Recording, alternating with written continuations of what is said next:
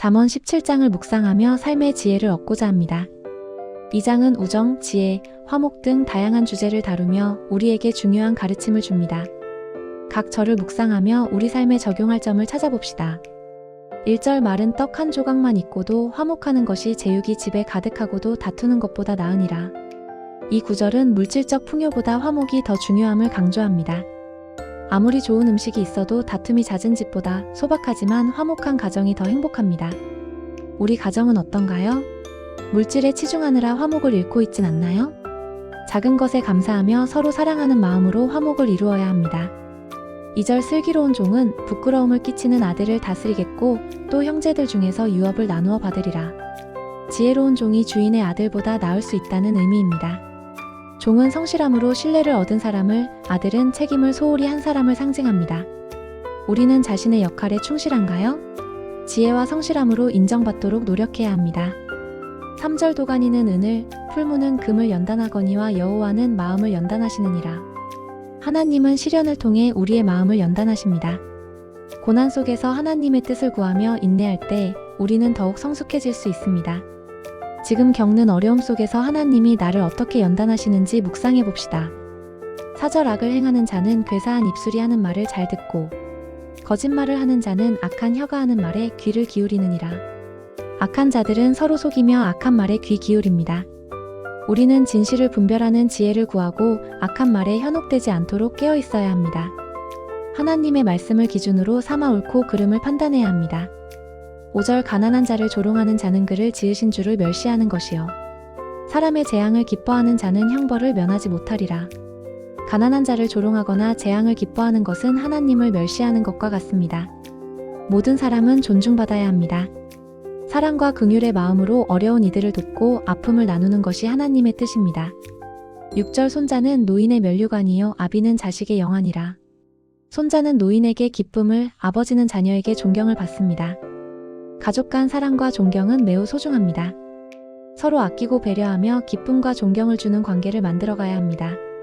7절 아름다운 말은 미련한 자에게 합당하지 아니하며 거짓된 말은 존귀한 자에게 더욱 합당하지 아니하니라. 말은 그 사람의 인격을 드러냅니다. 미련한 자는 아름다운 말을 이해 못하고 존귀한 자는 거짓된 말을 해선 안 됩니다. 항상 진실하고 아름다운 말을 사용해야 합니다. 8절 뇌물은 그 임자의 눈에는 보석 같으니 그가 어디로 향하든지 형통하게 하느니라. 뇌물은 일시적 효과만 있을 뿐 결국 부정적 결과를 초래합니다. 뇌물의 유혹에 빠지지 않도록 조심하고 정직하고 공정한 방법으로 문제를 해결해야 합니다. 9절 허물을 덮어주는 자는 사랑을 구하는 자요 그것을 거듭 말하는 자는 친한 벗을 이간하는 자니라. 다른 사람의 허물을 덮어주는 것은 사랑을 실천하는 것입니다. 험담이나 비난을 삼가고 서로 격려하며 사랑으로 대해야 건강한 관계를 만들 수 있습니다. 10절 한 번 꾸짖는 것이 미련한 자를 100번 때리는 것보다 더욱 효과가 있느니라. 지혜로운 사람은 한 번의 충고로 깨닫지만 미련한 사람은 아무리 맞아도 모릅니다. 겸허하게 충고를 받아들이고 잘못을 고쳐나가는 지혜로운 사람이 되어야 합니다. 11절 악한 자는 반역만 힘쓰나니 그러므로 그에게는 잔인한 사자가 보냄을 받으리라. 악한 자는 반역을 꾀하지만 결국 심판받습니다. 악을 멀리하고 정의롭게 살아야 합니다. 12절 차라리 새끼를 빼앗긴 암콤을 만날지라도 미련한 일을 행하는 미련한 자를 만나지 말 것이니라. 미련한 자와 함께 있는 것은 위험합니다. 지혜로운 사람들과 교제하며 배우고 성장해야 합니다. 13절 누구든지 악으로 선을 갚으면 악이 그 집에서 떠나지 아니하리라. 은혜를 악으로 갚으면 재앙이 끊이지 않습니다. 받은 은혜를 잊지 말고 선으로 갚아야 합니다. 14절 다툼을 시작하는 것은 둑에서 물이 새는 것과 같은즉 다툼이 일어나기 전에 시비를 그칠 것이니라. 다툼은 작은 불씨처럼 시작되지만 걷잡을 수 없이 커집니다. 다툼이 커지기 전에 예방해야 합니다. 서로 이해하고 존중하며 감정을 조절해야 합니다. 15절 악인을 의롭다 하고 의인을 악하다 하는 이 두 사람은 다 여호와께 미움을 받느니라. 악인을 옹호하고 의인을 비난하는 것은 하나님께 미움받는 행위입니다. 공의롭고 정의로운 판단을 해야 합니다. 16절 미련한 자는 무지함의 손해 값을 가지고 지혜를 사려 함은 어찌인고. 지혜는 돈으로 살 수 없습니다. 하나님을 경외하고 배우고 노력하는 과정을 통해 얻을 수 있습니다. 17절 친구는 사랑이 끊어지지 아니하고 형제는 위급한 때를 위하여 남느니라. 진정한 친구는 항상 사랑으로, 형제는 어려울 때 서로 돕습니다. 서로 격려하고 지지하며 어려움을 함께 극복해야 합니다. 18절 지혜 없는 자는 남의 빚보증을 서고 그의 친구 앞에서 담보물이 되느니라.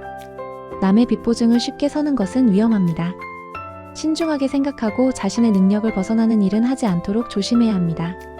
19절 다툼을 좋아하는 자는 죄가를 좋아하는 자요 자기 문을 높이는 자는 파괴를 구하는 자니라.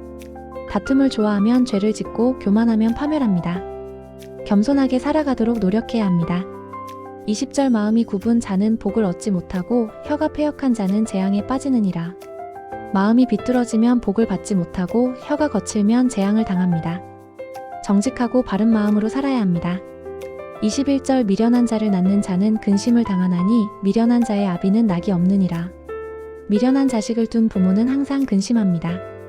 자녀를 지혜롭게 양육해야 합니다. 22절 마음의 즐거움은 양약이라도 심령의 근심은 뼈를 마르게 하느니라.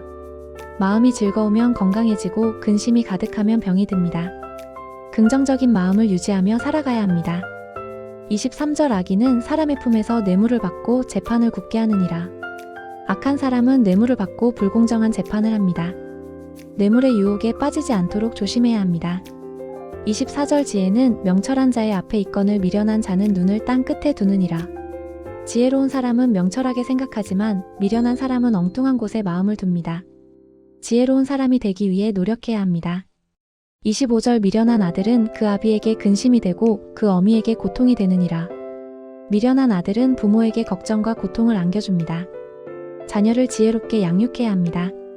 26절 의인을 벌하는 것과 귀인을 정직함으로 때리는 것은 옳지 못하니라. 의인을 벌하거나 귀인을 함부로 대하는 것은 옳지 않습니다. 모든 사람을 존중해야 합니다.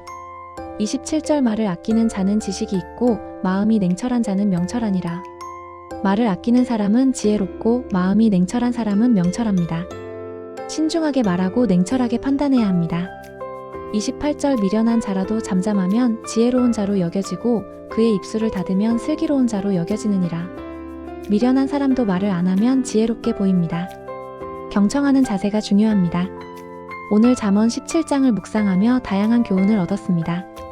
이 말씀을 기억하고 삶에 적용하여 더욱 성숙하고 아름다운 삶을 살아가길 바랍니다.